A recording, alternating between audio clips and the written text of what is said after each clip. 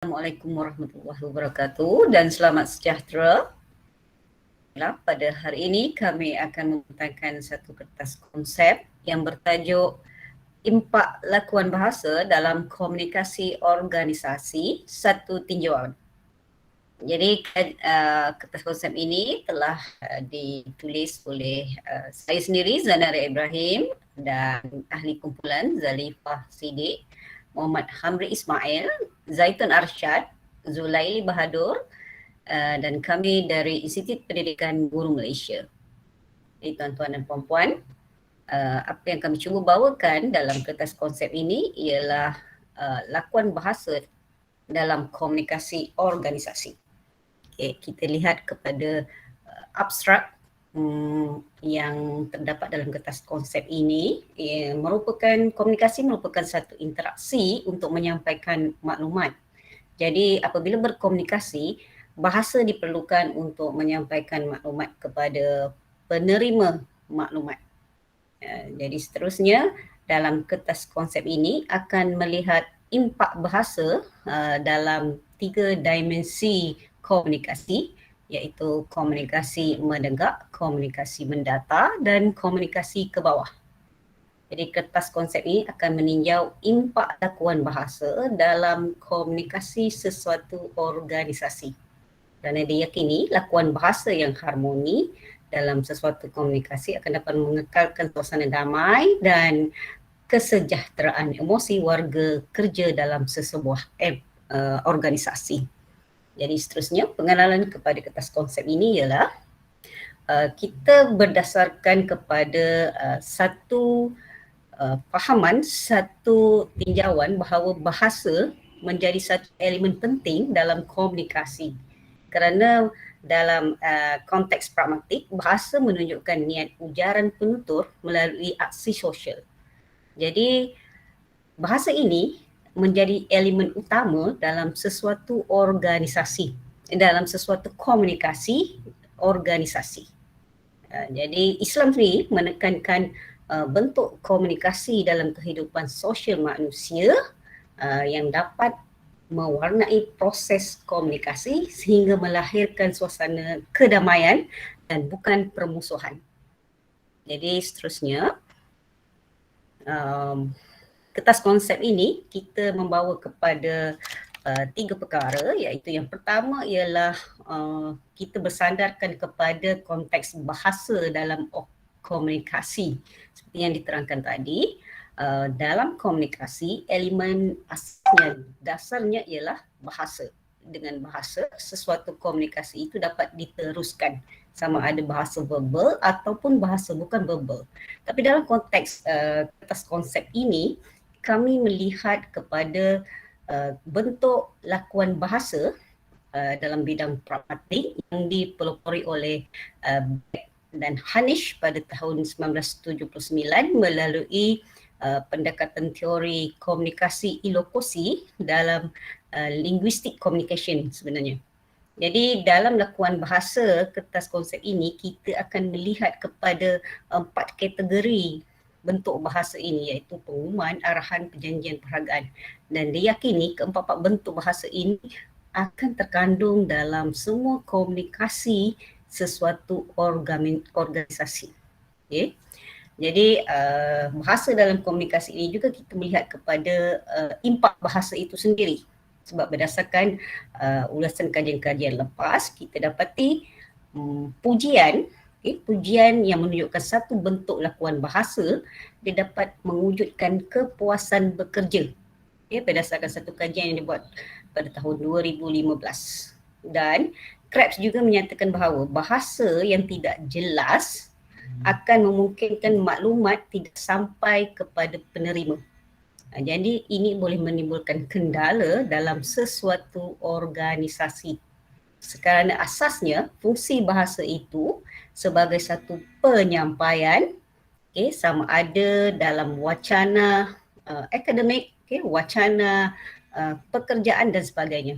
Jadi dapatan kajian-kajian lepas kita dapati komunikasi juga berlaku dalam wacana di bilik darjah, komunikasi di bilik darjah, iaitu wacana pengajaran.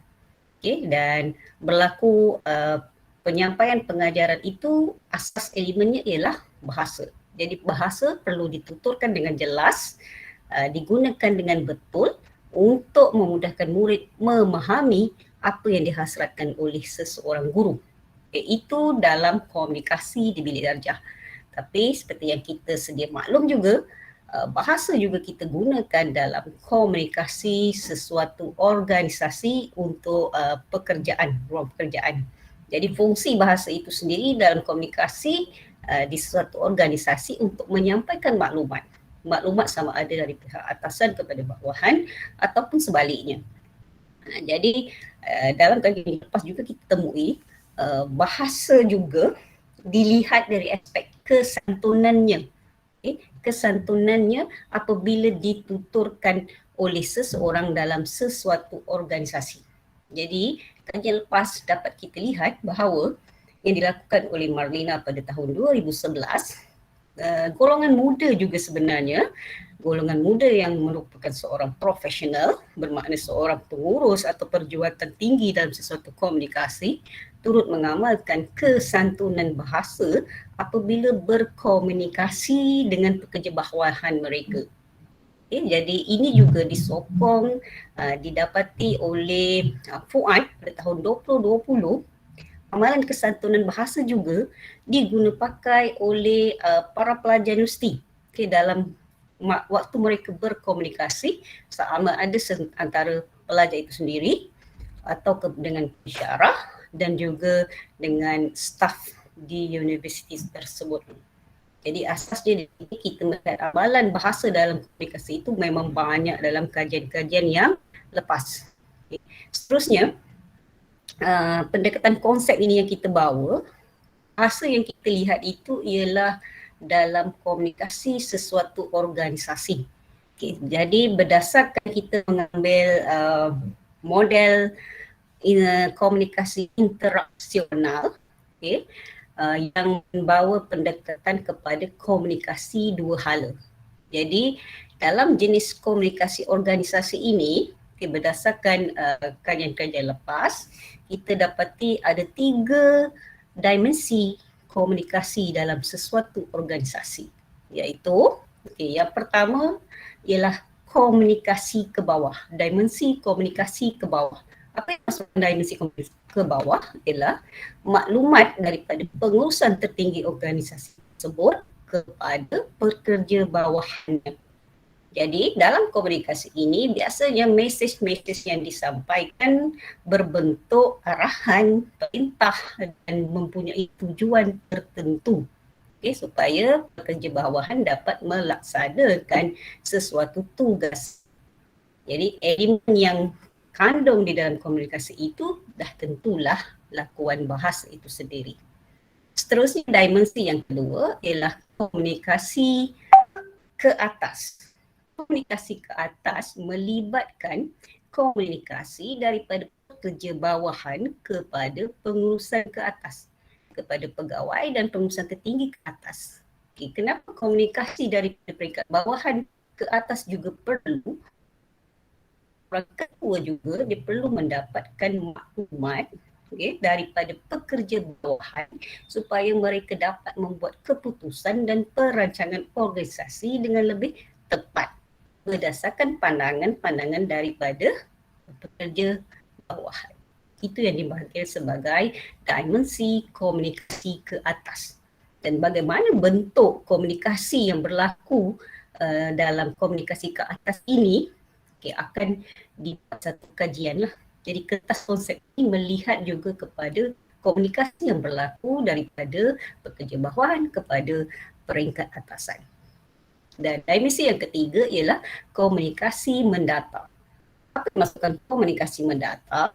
Ia satu perbualan, satu komunikasi yang berlaku antara pekerja yang sama tahapnya, yang sama ranknya, yang sama grade-nya.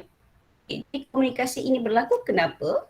Untuk melakukan tugas rutin, menyelesaikan masalah dan kadang-kadang banyak untuk menyelesaikan konflik dan perkongsian maklumat secara bersama. Okay, dan banyak juga kajian yang dibuat berdasarkan dimensi mendata ini. Jadi seperti yang dibuat oleh Sharifah, Joki, Balen 25 dan Mat Zizi 20. Jadi komunikasi mendata ini sangat diperlukan dalam sesuatu organisasi, dan dah tentunya bentuk bahasa yang terkandung di dalam komunikasi mendata ini akan ada perbezaannya. Perbezaannya, dan itulah kertas konsep ini kita bawakan untuk kita kaji bagaimana komunikasi itu bergerak yang didasari oleh elemen bahasa, dan kita melihat secara rincinya bentuk-bentuk bahasa yang terkandung dalam komunikasi tersebut. Jadi kenapa kertas konsep ini kita bentangkan dan akan ada satu kajian, kita dapati banyak masalah yang melibatkan kepentingan komunikasi.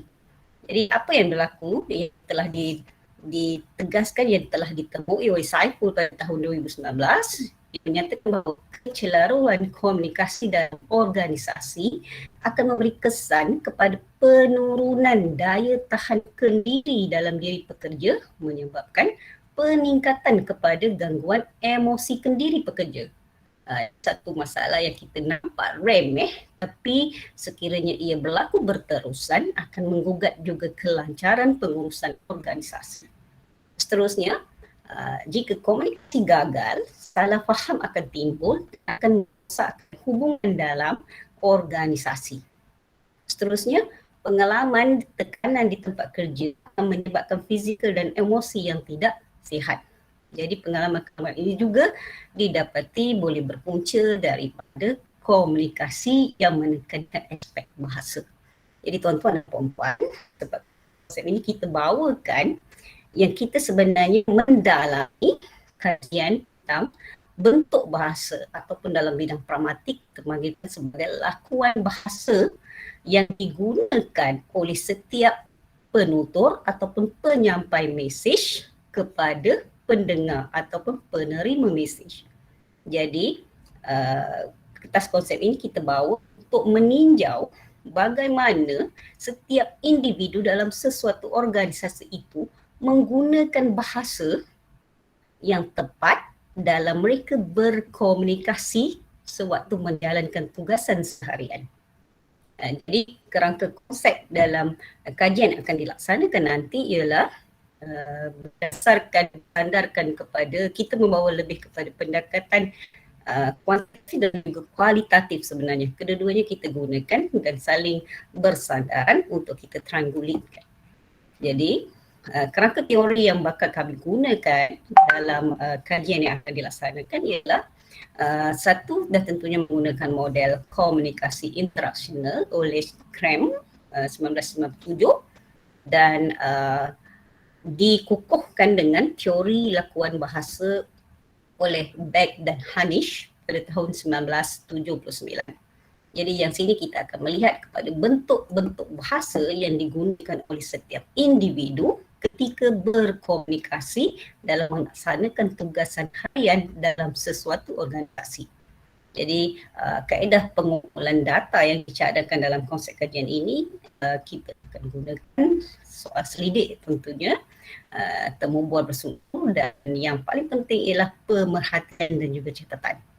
Ini bermakna pengumpulan data ini akan dapat kita kumpulkan secara empirikal, melihat kepada data-data sumber pertama yang kita peroleh. Sebab komunikasi ini terlalu lazim berlaku dalam tugasan seharian. Tapi fokus kepada kajian ini lebih kepada melihat faktor bentuk bahasa yang akan memberi impak kepada sesuatu organisasi itu. Kita tidak melihat kepada aspek lain, tapi kita melihat kepada elemen bahasa yang dituturkan dalam komunikasi itu. Bagaimana bentuk bahasanya dan apa impaknya kepada penerima dan di mana situasinya. Jadi perbezaan-perbezaan bentuk bahasa itu akan kita deskriptifkan untuk melihat dapatan kajian. Adakah benar sebelum ini banyak kajian menyatakan bahawa bahasa memainkan peranan penting dalam sesuatu komunikasi, bahasa boleh menumbuhkan keseronokan bekerja dan sebagainya. tetapi banyak kajian itu tidak mendalami kepada bentuk-bentuk bahasa itu sendiri.